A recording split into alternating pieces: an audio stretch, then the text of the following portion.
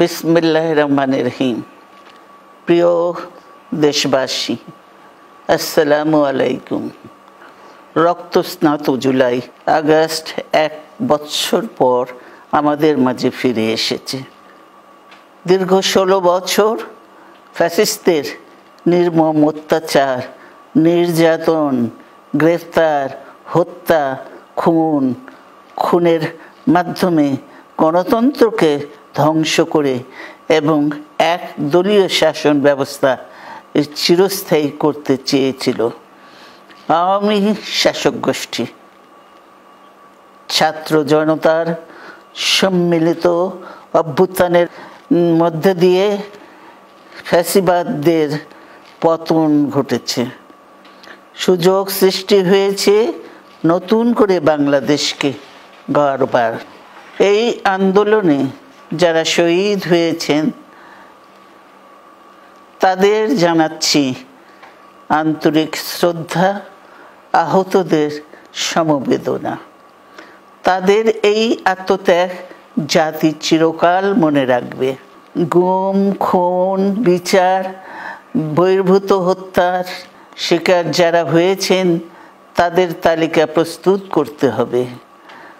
দ্রুত বিচারের ব্যবস্থা ও রাষ্ট্রীয় স্বীকৃতি নিশ্চিত করতে হবে। প্রতিটি পরিবারের সম্মানজনক পুনর্বাসন ও নিরাপদ ভবিষ্যৎ নিশ্চিত করতে হবে। প্রিয় দেশবাসী,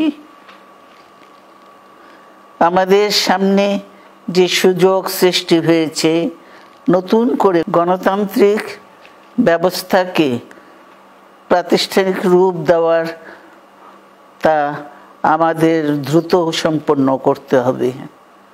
কর্মসংস্থান সৃষ্টি করতে হবে, জনগণের নিরাপত্তা নিশ্চিত করতে হবে।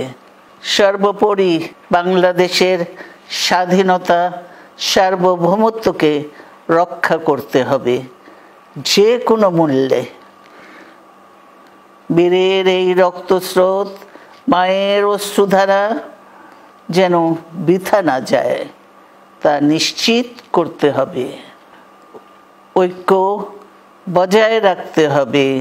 আসুন আমরা সবাই মিলে শহীদ জিয়ার স্বপ্নকে বাস্তবায়িত করি কোটি মানুষের নতুন বাংলাদেশের নির্মাণের স্বপ্নকে। আল্লাহ হাফেজ।